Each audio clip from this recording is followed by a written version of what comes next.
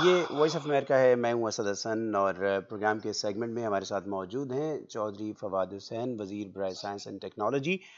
نہ صرف اپنی وزارت پہ بلکہ اس وقت ملک کے اندر جو ایک سیلابی صورتحال ہے، ایون اربن فلڈنگ کا سامنا ہے بڑے شہروں کو، بالخصوص کراچی کو، اس کے اوپر بھی نظر رکھے ہوئے ہیں، اور ان کے ٹویٹر پہ جو میسیجز ہیں وہ بتاتے ہیں کہ اتھارٹیز کے ساتھ وہ رابطے میں ہیں، اور جس ایریے سے ان کا بنیادی تعلق ہے وہ بھی عام طور پہ ظاہر دریائے جہلم اور جہلم کے اوپر واقع ہے ان کا شہر، وہ بھی عام طور پہ فلڈنگ سے متاثر ہوتا ہے۔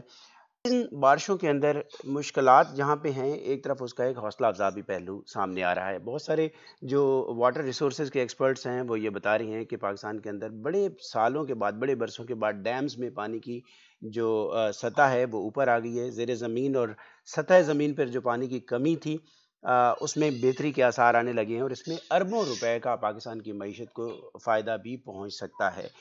نقصانات اور فوائد دونوں پہ بات کریں گے۔ چودھری فواد حسین صاحب، بہت شکریہ آپ کا، آپ نے ہمیں جوائن کیا۔ جی السلام علیکم۔ جی، سب سے پہلے تو کچھ نقصانات پہ بات کرتے ہیں۔ ہمیں بہت سارے لوگ سوال بھیجتے ہیں، بھی ہمارے ذہنوں میں بھی آتا ہے۔ ایک طرف تو کل کی رپورٹ یہ ہے کہ پاکستان کے اندر اس کی جی ڈی پی کے 87% کے برابر قرضے ہو چکے ہیں، جو کہ اوور لمٹ ہے، اور یہ سب ترقی کے نام پہ قرضے لیے گئے ہیں۔ حال یہ ہے کہ لاہور سے کراچی تک کسی ایک شہر کو استثناء نہیں ہے، پشاور ہو، ہر جگہ اب اربن فلڈنگ ہو رہی ہے۔ پہلے دیہی علاقوں میں بند ٹوٹتے تھے، وہ زیر آب آتے تھے، اب شہر ڈوب رہے ہیں۔ کیا کہیں گے؟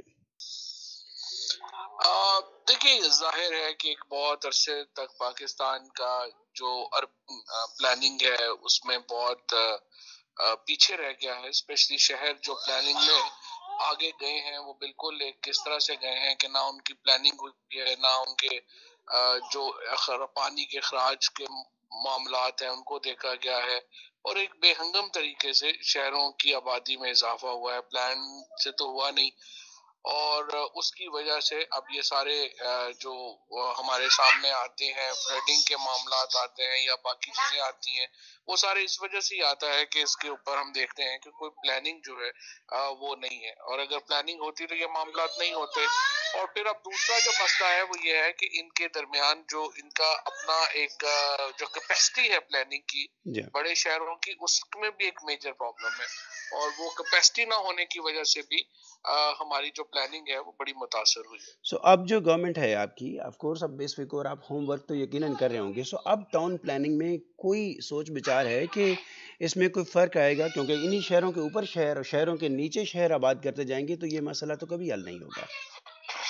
نہیں، دیکھیے نا، اب اسی لیے جو لاہور اور کراچی کے نزدیک دو نئے شہر بسانے کا جو منصوبہ بنایا گیا ہے، لاہور میں راوی کے اوپر اور کراچی میں جو دو جزیرے ہیں ان کے اوپر جو ایک آبادی بنانے کا منصوبہ بنایا گیا ہے، وہ اسی لیے بنایا گیا ہے کہ پلاننگ میں اور ان شہروں کے اوپر کچھ دباؤ جو ہے وہ کم ہو سکے۔ فواد صاحب، آف کورس ایک طالب علم ہے ہم صحافت کی، ہمیں ظاہر اربن یا ٹاؤن پلاننگ وہ ہماری ایکسپرٹی نہیں ہے، لیکن اب دوسرے ملکوں میں بھی ہم دیکھ چکے ہیں، جس طرح ہم راول پنڈی، لاہور، کراچی، خاص طور پہ ان کے ہم پرانے علاقوں کو دیکھتے ہیں تو لگتا ہے کہ یہ لا ینحل مسائل ہیں۔ اگر ہم یہ دوسرے ملک ہوتے تو یہاں پہ شاید جو بڑے بڑے کانٹریکٹرز ہیں وہ انسینٹیوز دیتے لوکل پاپولیشن کو، اور یہاں پہ شاید اسکائی ٹاورز جو ہیں، وہ اسکائی ہاؤسنگ جو ہے اس کا کوئی منصوبہ سامنے آ جاتا، گورنمنٹ وارنٹی کرتی۔ یہ آپ اسی اسٹیچر میں چیزوں کو فکس کریں گے یا اس طرف بھی دھیان ہوگا کہ اس کو آبادیوں کو ماڈرنائز کیا جائے؟ نہیں، ماڈرنائز کرنے کی طرف تو بڑا بنیادی دھیان آیا ہے، اور ایک پہلی بار پاکستان کی تاریخ میں جو اسکائی اسکریپرز ہیں ان کی اجازت دی گئی ہے۔ اب یہ اجازت دی گئی ہے کہ آپ اپنی جو لمٹ ہے، ہماری ہائٹس کی لمٹ، اس کو ریلیکس کیا گیا ہے، اور ایک پورا نظام بنایا گیا ہے کہ ان شہروں کو ماڈرنائز کیا جا سکے۔ تو ایک طرف نئے شہر بسائے جا رہے ہیں، دوسری طرف جو پرانے شہر ہیں ان کو ماڈرنائز کرنے کی ایک ایفرٹ جو ہے وہ گورنمنٹ کر رہی ہے۔ براہ راست آپ کی ظاہر وزارت سے متعلق یہ سوال نہیں، لیکن آپ کیبنٹ میٹنگ میں پارٹیسپیٹ کرتے ہیں، تو یہ کراچی میں بالخصوص جو لوگوں کو نقصان ہو چکے ہیں، اس کے ازالے کے لیے کچھ پلان ہے گورنمنٹ کے پاس، وفاقی حکومت کے پاس بالخصوص؟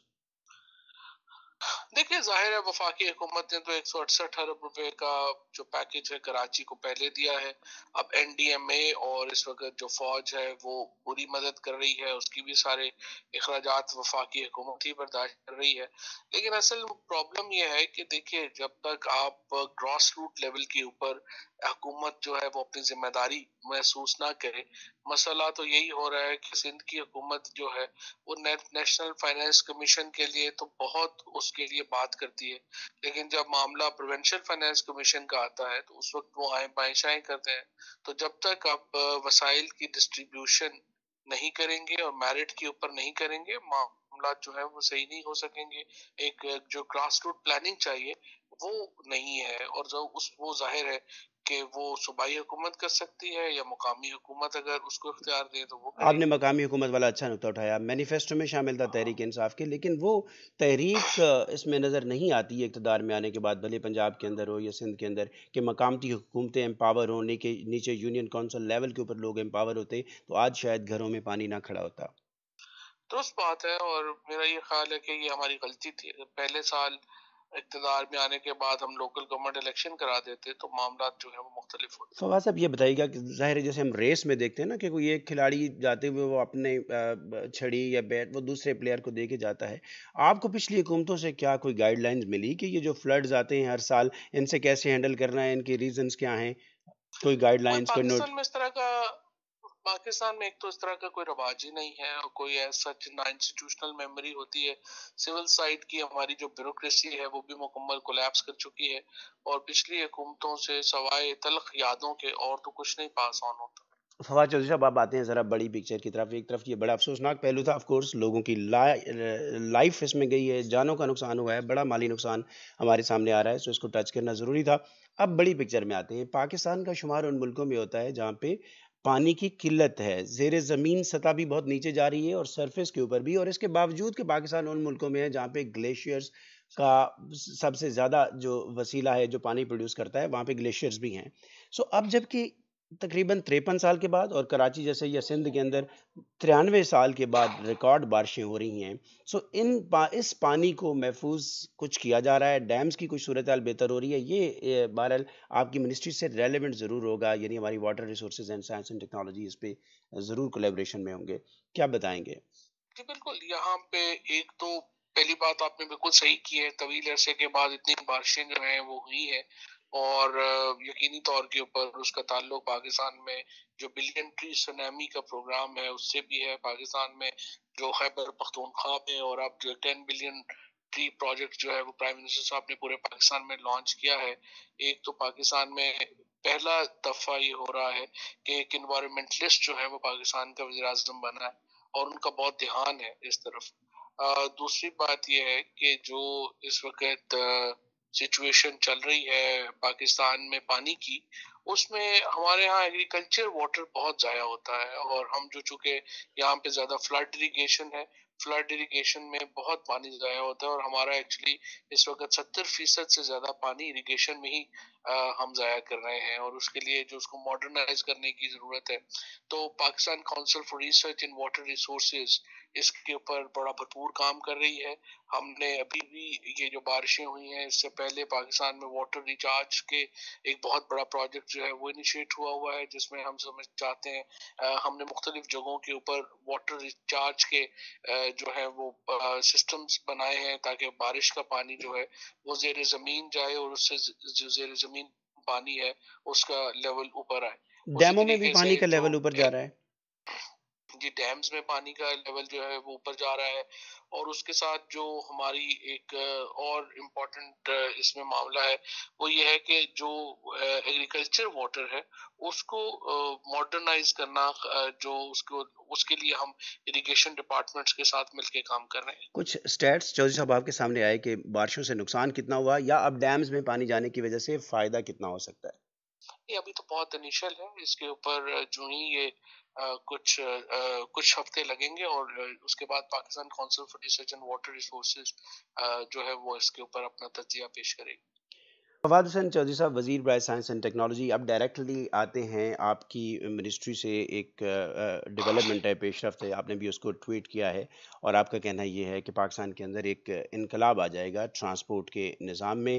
پہلی دفعہ پاکستان کے اندر آپ کہتے ہیں کہ الیکٹرک بسیں جو ہیں وہ متعارف کرائی جا رہی ہیں.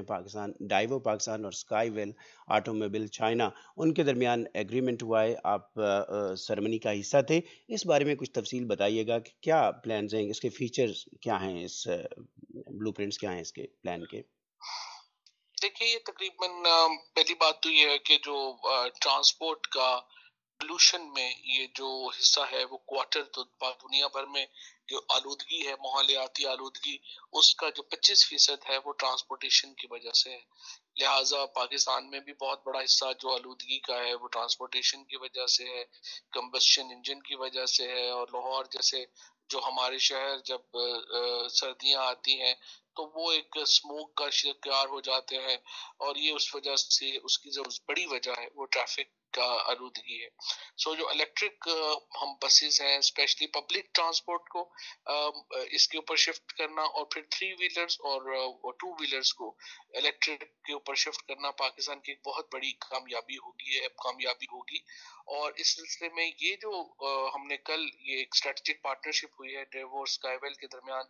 स्काईवेल जो है वो दुनिया की चौथी बड़ी बस मैन्युफैक्चरर्स हैं, और इलेक्ट्रिक कार जो है ये इस वक्त दुनिया में जो बसेस जो है इलेक्ट्रिक बसेस, उनका जो 97% मैन्युफैक्चरिंग है वो चाइना में होती है। सही। लिहाजा चाइनीज कंपनी का पाकिस्तान में आके एक ये प्लांट के लिए इनिशिएट करना बहुत एक मेजर ब्रेक थ्रू है पाकिस्तान के लिए।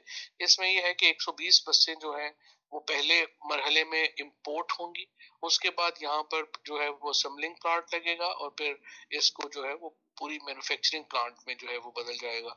और ये पब्लिक ट्रांसपोर्ट देखिए पाकिस्तान में बहुत बड़ा मसला है पब्लिक ट्रांसपोर्ट। हमारे कॉलेजेस यूनिवर्सिटीज के पास बसें नहीं है, स्कूलों के पास बसें नहीं है, और लोगों को बच्चों को जो है वो खुद छोड़ने जाना पड़ता है स्कूल में, और जिसकी वजह से ट्रैफिक का रश भी बहुत होता है। ये बसें जो है ये एक तो जाहिर है कि बहुत बेहतर इन्वायरमेंट है, इनके फ्रेंडली में होंगी, नॉइज। दूसरी तरफ क्या है इसका ज़ाहिर है आम आदमी की जेब पे भी कोई फर्क पड़ेगा चूंकि इलेक्ट्रिक हैं। जी बिल्कुल, ये बसें जो है इनका जो मेंटेनेंस है वो बड़ी सस्ती है बनिस्बत कंबस्शन इंजन के। और ये टेक्नोलॉजी जिस तरह से आगे जा रही है, ये बहुत बसें क्योंकि बैटरी का साइज और ताकत या ताकत बढ़ रही है, साइज छोटा हो रहा है, और इसके नतीजे में जो इलेक्ट्रिक बसें हैं ये टेक ओवर कर लेंगी पब्लिक ट्रांसपोर्ट इसको को। वो रेगुलेट कौन यकीनी तौर करेगा? के गवर्नमेंट ऊपर कहीं पे इन्वॉल्व होगी या प्राइवेट जैसे ट्रांसपोर्ट कंपनीज हैं वो किसी रेगुलेशन के तहत ऑपरेट कर रही होंगी? ये तो हमने पॉलिसी दे दी है, इलेक्ट्रिक व्हीकल पॉलिसी हमने दे दी है हुकूमत ने। और उसके बाद अब ये प्राइवेट जो बिजनेसेस हैं वो ही इसको आगे करेंगे, क्योंकि बिजनेस हुकूमत नहीं कर सकती और ना ही उसको करना चाहिए।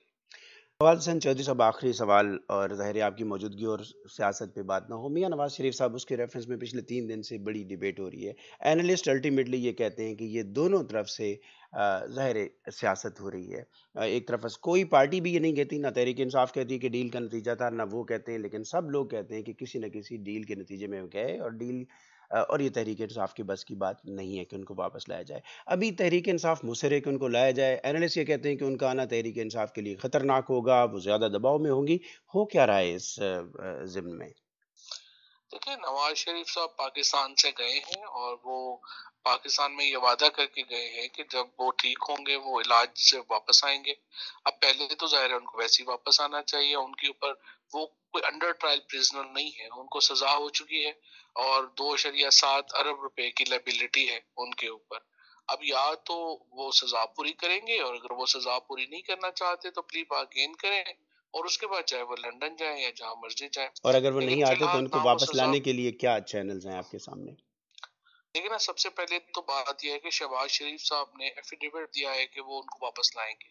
अब शहबाज शरीफ साहब अगर वापस लाने में नाकाम होते हैं तो जाहिर है कि वो डिस्क्वालिफिकेशन का सामना उनको करना पड़ेगा, और उसके बाद अदालत के हुक्म के ऊपर एक्सट्रेडिशन की रिक्वेस्ट जो है वो यूके की हुकूमत को भेजी जाएगी, और यूके की हुकूमत भी जो है उसके ऊपर यकीनी तौर के ऊपर अमल दरामद कर प्राइम सकती है। मिनिस्टर इमरान खान इस बारे में अब क्या सोचते हैं? उनको आना चाहिए? जाहिर है वज़ीर आज़म इसके ऊपर बड़े वाज़ेह हैं, और उन्होंने जो स्टेटमेंट्स दी हैं वो यही है कि उनको फौरन वापस आना चाहिए। कोई और पावर जो वारंटर होगी उनके जाने में, उनकी राय इस रेफरेंस में? और जो जाहिर है कि जो अदालत का हुक्म होगा उसके ऊपर तमाम लोगों को अमल करना होगा, शमूल नवाज शरीफ साहब। तो क्या बराह रास्त अदालतों को नहीं चाहिए, जिन्होंने 4 हफ्तों की परमिशन दी थी, कि वो ही इस मामले पे वारंटर्स को बुलाएं कि जी उनको वापस लाया जाए, या उनकी कोई लेटेस्ट रिपोर्ट उनकी हेल्थ के बारे में सामने आए? जी यकीनी तौर के ऊपर अदालत को चाहिए कि नवाज शरीफ साहब को, शहबाज शरीफ को नोटिस दे, और जिनके गारंटी के ऊपर انہوں نے ان کو باہر بھیجا، ان کو کہیں کہ وہ ان کو واپس لے کے آئیں۔ بہت شکریہ چودھری فواد حسین صاحب، وزیر برائے سائنس اینڈ ٹیکنالوجی۔